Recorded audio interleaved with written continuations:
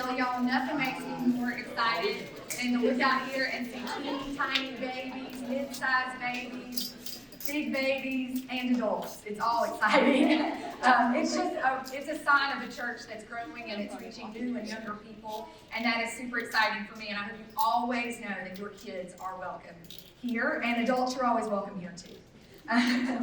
This morning we are going to finish up the series on Ruth. I know, it was only 2 weeks. There's going to be a time where I come back and we're just going to go chapter by chapter through this, but this time I just felt like God was leading us to sort of just do 2 chapters. We're going to look at the last chapter in the Book of Ruth, and I want to start with a question for you all. Have you ever seen someone and you are like, I want my life to look like that? I want what they have. I want that. I want their friends because they're really cool. I want their career because they're killing it. I want their ministry. I want everything I do to be faithful and to honor God. I want their family because it's cute. I want their mindset. I want to be able to be determined and focused like I want to be. About 10 years ago when I started in ministry, I was an associate pastor under a pastor named Jacob Armstrong. And I remember telling him, like, I want my life to look like yours. You have really awesome friends. Like, he had this best friend who just stopped by and sit on the porch and rock in his rocking chair and talk to him. I'm like, I want that kind of friend, just somebody who rescues me from the inside of my house and lets me sit outside and talk to him. Who else wants a friend like that, right? I want a career like yours. I want to be successful and good at what I do. I want a ministry that's healthy and growing and vital. I want a family with young kids. Chris and I were having a really hard time having children, getting pregnant at that time, and I was like, I want a family like that, and I want your mindset. You get up and go running in the morning, you take, prayer really serious. I want to be disciplined like you. I want what you have. And he said, Erica, thank you. But the problem is that you only are seeing the current chapter. You haven't seen the full story. You haven't read the earlier chapters. You didn't see the chapter titled Private Sacrifices when I didn't know if I'd be able to keep doing this job and be able to care for my family. You didn't read the chapter about heartbreaking loss when I was a youth minister and one of my students died suddenly and tragically. You weren't there for the chapter called Overcoming Insecurities, where I was struggling with anxiety so much I could hardly sleep at night. You weren't there for the chapter, My Spiritual Doubts. God, are you really here? You weren't there for the chapter where I was on my knees crying out to God to do something in my life. You've just been here for the chapter where God proves what God always does, that He is faithful. Today, I want you to recognize that you might be living in one of the chapters that I just titled. Private sacrifices, heartbreaking loss, overcoming insecurities, spiritual doubts, crying out to God. You may be in one of those chapters. But I want you to think this morning about your next chapter. I want us to take some time to let Ruth show us, this book in the Bible, to show us what it's like to think about our next chapter, because this is what this book of the Bible is going to tell us that's more true than anything I'm going to say the rest of the morning, and that is that the decisions that you make today will determine the story that you tell tomorrow. The decisions that you make in the middle of private sacrifice chapter will matter about the story you tell tomorrow. The decisions that you make in the midst of heartbreaking loss will determine the story that you tell tomorrow. The decisions that you make in the chapter of overcoming insecurities will matter to your story tomorrow. I want you to think about it. If you're not happy with the season you're in, if you want something better, this message is called Choosing Your Next Chapter. Because there are many of you sitting in seats right now who are also sitting in a moment in time. A moment where you are faced with the decision to keep living your life like you are living it right now, or choosing to take a faithful, bold, and sometimes scary step into the next chapter God has for you. And this book, this Bible passage that we are going to read today is going to teach us how to make that choice well. Will you pray with me? God, for those of us in this room this morning who are in the midst of a hard chapter, I pray. For those of us who are in the midst of a good chapter, but who are indeed thinking about our next chapter, reveal some truth to us today. And for those of us who just want our story to matter, God, reveal truth to us and show us how you want our stories to matter. And you meet us in any chapter we are in. Amen. So the context is we are studying about a woman, not a man, sorry, a woman named Ruth. She is a widow from Moab. Her husband died and her husband's father died. So she and her mother-in-law left Moab, moved to Bethlehem, and in this time, Ruth has started worshiping. She's essentially a convert because she went from worshiping the God of the gods of Moab to worshiping the God of Israel.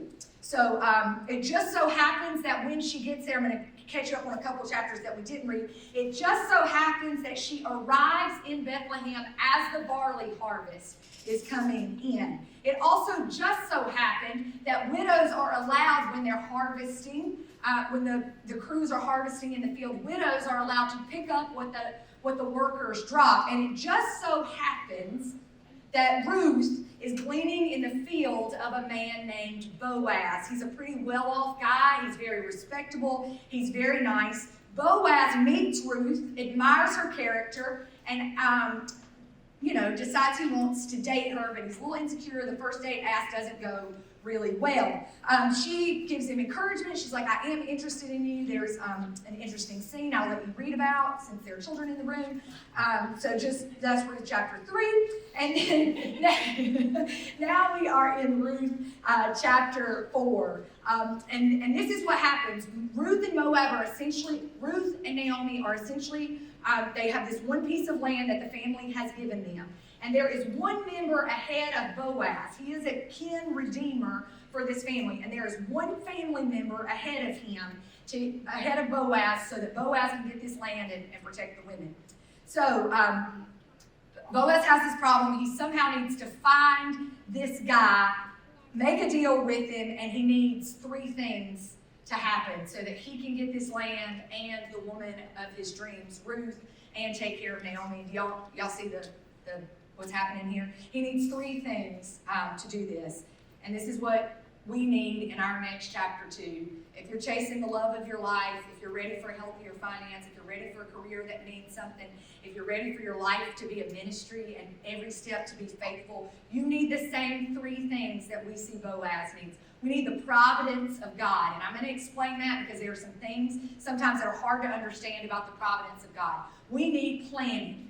We need to be able to plan some things, and all of it has to be deeply bathed in prayer. You have to be praying. So, the providence of God, let's talk about that because that's a big word and we need to take some time with it. It is 1/3 of a major theme in Ruth. So, this providence of God.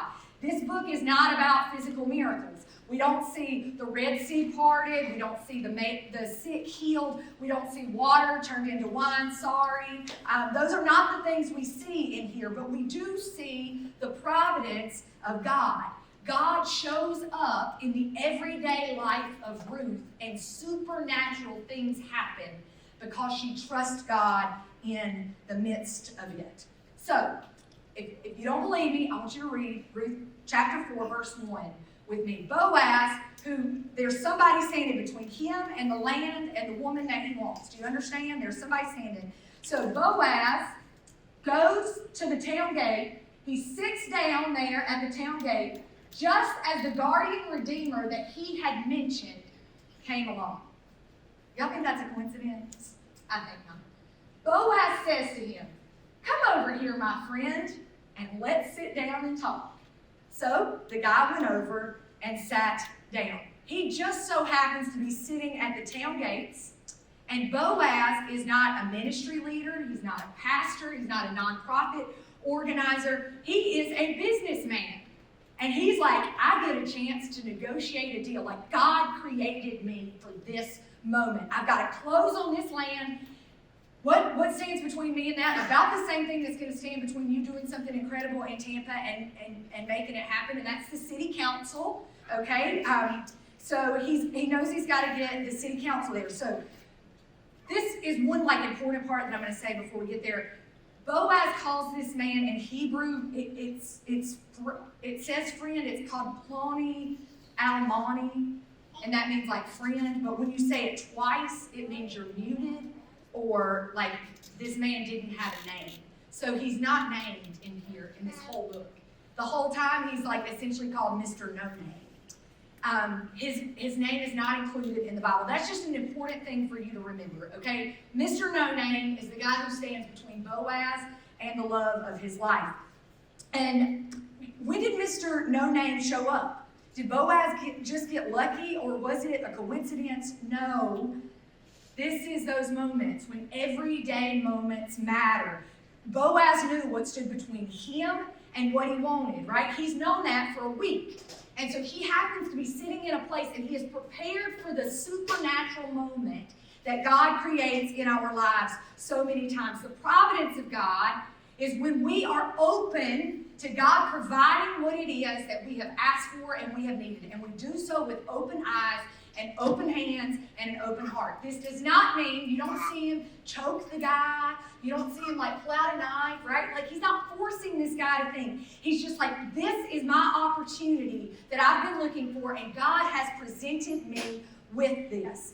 I need you to understand one last thing, one last Hebrew thing, and then we'll keep going with the story. Can we go to the next one? This right here means Hashgacha Pratis. It's literally the providence of God, and I'm going to show you something. You read it this way. So this is Hashgacha, and this is Pratis. You read Hebrew backwards. And I need you to understand something, Americans who live in the Western world. A lot of times, when we look at the story of our lives, the best way to see and recognize the providence of God is by looking back. It's by looking back. And it helps us to notice it in the present moment. Think of a moment. Think of a moment in your life where you're like, that cannot be explained except God showed up. The providence of God is often understood best by reading our lives backwards. It allows us the opportunities to see what has happened when we have lived with open hands and an open heart.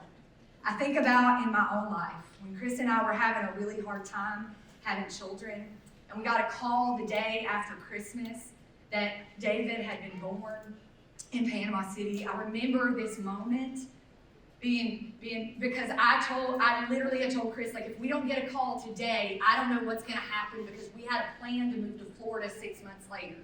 And we literally had to have the baby placed with us by the end of the year. I'm like, we've got to get a call in the next 2 days, or either the adoption or the move to Florida isn't happening. Literally on the 26th of December, someone called us and asked us about adopting David. He was in the hospital for 5 days, and we checked out 1 hour to spare for him to be considered to be in our home on December 31st. And it was the exact, like, to the day, to the second moment that we needed to be able to move here to start this new church.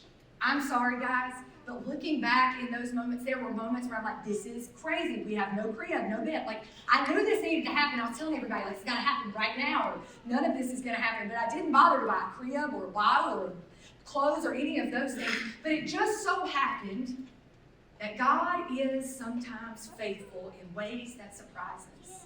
We simply showed up at the hospital with open hands and open hearts and open lives, and we came home with the greatest son that there ever was.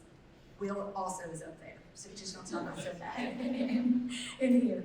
It just so happens that sometimes God shows up when we are just living our lives with open hands and open hearts. I knew what stood between us and moving to Florida, and it just so happens that God opens those moments up. In the moment, I would not have said this was God's providence. I would have said this is stressful, and I don't know what to do. But providence, God's providence, is best read backwards. Some of Ruth's earlier chapters were about her being suddenly and tragically widowed. But looking back and reading about it, we can see the providence of God intervening in her everyday life and showing up and doing ordinary things. We see the faith that she had to leave Moab and come to Bethlehem, a place of famine to a place where there is a harvest. We see her broke and poor in Bethlehem. And she is ready for a better chapter. Sometimes we simply have to be open to the providence of God. I need you to know, God is still writing your story. This chapter is not your final chapter. God has a story that God wants to tell through your life. This is the second thing that Boaz is going to teach us in Ruth. The second thing is strategic plans. Let me tell you guys something. I am not a planner. I fly by the seat of my pants in everything that I do. I am not a person who is strategic plans or who does that. But Boaz knows that part of trusting the providence of God is also having a plan in place. He's not a pastor. He's not a prophet. He's not a priest. He's a business leader. He's not leading a Bible study. He's not on a mission trip when this guy shows up. But God still does something amazing in him and through him by sitting at that city gates. He just simply lets God show up in the middle of a business deal, and God is in on it. Boaz, let's see how this happens. Boaz goes to the city gate. Mr. No Name comes by, and this is what Boaz does. He's like, I need 10 business leaders. I need witnesses here right now. And he says to Mr. No Name, you ready to make a deal? And Mr. No Name's like, yes, I've got it. He's like, do you want Elimelech's land from Naomi? And let me tell you how it goes. It's better to read it from the Bible, I'll just tell you. So, if you want the land, this is what he says to Mr. No Name. Boaz says, if you want the land, then buy it here in the presence we're at Ruth 4:5. Over to the next one. Boaz says, on the day you buy the land from Naomi, you also acquire Ruth. Hold on, Ruth 4:4. Go back. Sorry. Okay, I thought I should bring this matter to your attention. Boaz says this to the guy at the city gate and suggests that you buy this land in the presence of these witnesses seated here. I'm not going to have this conversation with you one-on-one. I've called everybody I know to come over and witness this so people are here in the presence of the elders of my people. If you will redeem it, do so right now. But if you won't, tell me so I'll know. For no one has the right to do it except you, and I am next in line. And this guy's like, this is pennies on the deal. I'm here for it. I'm going to redeem the land, he says. And then Boaz said, on the day that you buy the land from Naomi, you also acquire Ruth, the Moabite, the dead man's widow, in order to maintain the name of the dead with this property. And now the guy's like, let's pump on the brakes here. This doesn't sound like such a good deal, right? Anybody ever made a deal like this? Like, yes, I want it. And then you hear that I do this sometimes. That's why they're like, you're not allowed to go to the table and talk about things. Anyway, so he says, this is your deal. You can have a Moabite woman and her grumpy mother-in-law. You don't want this? And the guy's like, no, they're both broke. I've got to provide for them, and I've got to give Ruth a son, a baby. Like, I'm over that stage in life. All of this for the land I'm buying? What kind of deal is this? He's like, no, I can't redeem it, he says. The family redeemer replies to me. And I cannot redeem it because I might endanger my own estate. You redeem it yourself. I cannot do it. Mr. No Name titled this chapter A Bad Investment. A Bad Investment. But Boaz titled this chapter A Legacy Opportunity. Why? Because Mr. No Name was selfish and he wanted more of his money than he wanted a ministry. One of the most spiritual things you can do is make a plan. Boaz knew he wanted Ruth, and he wanted to provide for her and care for her. One of the most spiritual things you can do is to make a plan. What's your plan? Are you in the middle of a struggling marriage? What's your plan? Are your finances struggling? What's your plan? Is your health do you need to improve your health? What's your plan? Do you need better friends? Are they stoned or broke or far from God? You need a better plan than to keep hanging out with people like that, because the decisions you make today determine the story you tell tomorrow. Where you sit today determines what God can bring your way. Boaz worked his plan. He bought the land. He becomes the kinsman redeemer. And listen to this. With the land, he says, I have also acquired Ruth the Moabite, Mahlon's widow, as my wife, in order to maintain the name of the dead with his property. I've got a legacy beyond just what I'm trying to do, he says. Who needs this to be the story of your next chapter? Who wants your chapter to matter more than it matters today? Who wants to make sure that something that seems like it is dead can live again? Who wants their chapter to speak that truth? He did not want his name to disappear from his family or from his hometown. So he says to the people, you all are witnesses today. Boaz is joining his chapter with Ruth's chapter to create God's chapter. Boaz depends on God, but he plans his next chapter by praying. If you are planning a next chapter and you do not have a prayer routine, I'm telling you, your next chapter is not going to be as beautiful as it could be. You need to pray some faith-filled prayers. It's all over the book of Ruth. It's not these long, drawn-out, 20-minute prayers with God. They're short prayers. In fact, me and David timed them earlier this morning. They're 1.5 to 2 seconds. Naomi in chapter 1, verse 9 says, may the Lord give you a husband to Ruth. Ruth says, may the Lord deal with me if I leave you. May the Lord be with you, Boaz says. May the Lord bless you, the workers say to her. These are 1 sentence, 1.5 second prayers. What are these prayers that you can be praying? May the Lord repay and bless you. May I continue to find favor. May the Lord bless people who bless you. May the Lord bless you. These are all prayers. Pick one of those 7 or 8 prayers and pray them. The elders and all the people standing in the gate replied, we are witnesses. May the Lord, they pray again, may the Lord make this woman who is coming into your home like Rachel and Leah. They were heroes of the faith, from whom all of the nation of Israel descended. May you prosper, and may you be famous in Bethlehem. May the Lord make this woman Ruth, a Moabite who turned to the true God. May God make her like the women who were heroes of the faith who descended from Israel. May you prosper. May you be famous in Bethlehem, they prayed. It just so happens, do y'all know anybody who's from Bethlehem who's pretty famous? Providence, planning, prayer. Providence of God is like Hebrew. It's best understood backwards. Jesus, without sin, was born of the Virgin Mary. There was a providence of God looking backwards. I want you to listen. Mary was engaged to Joseph. I'm going to go through this kind of fast, but y'all hold on. Mary was engaged to Joseph, whose father was Jacob. Now listen. Jacob from Malcolm, Eleazar, Eliud, Akum, Zadok, Azor, Eliakim, Abiud, Zerubal. Then there's like 14, 15 other names. And then listen. Solomon, David, Jesse, a kid named Obed. Boaz was the father of Obed, whose mother was Ruth.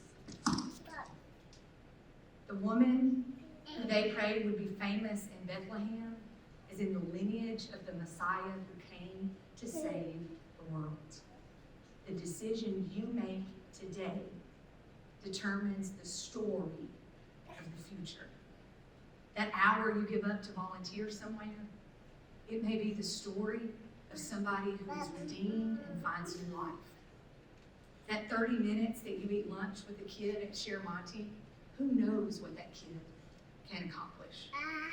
That 3 hours you spent at Love Inc. checking homeless people in to resources to experience the new life. Imagine what the chapter of tomorrow looks like.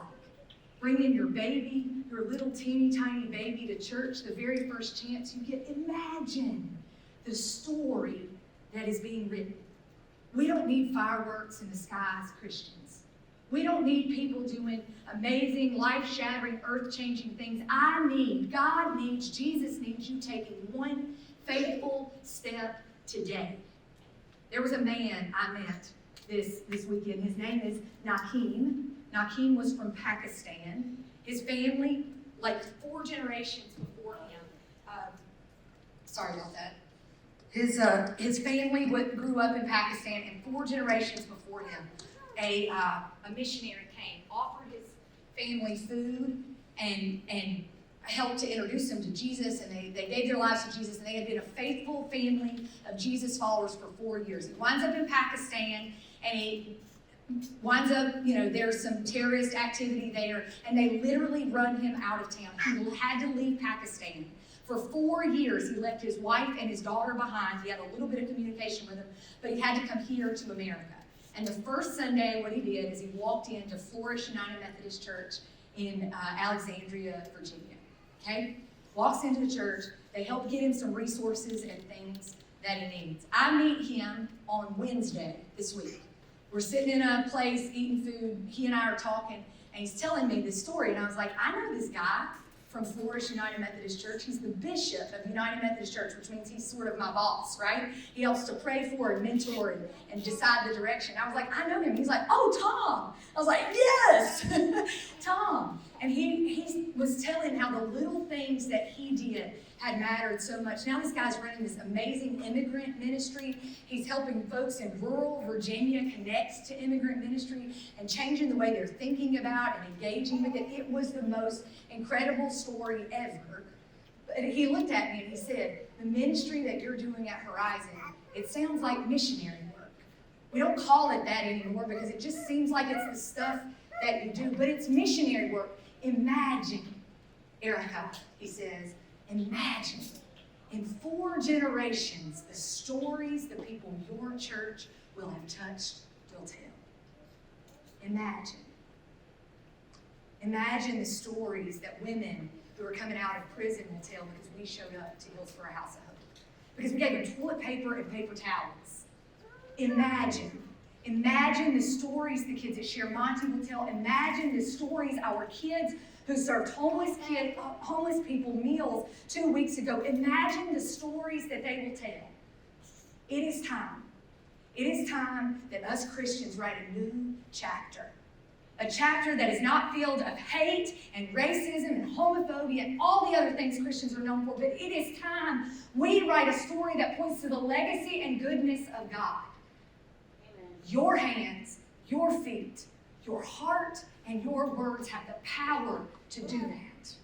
Let's shine some light and ignite some change, and let's write a story that honors the glory and goodness of a God who sees the widow and the orphan, the hungry and the oppressed, the imprisoned and the lonely, and the God who sees you and deems you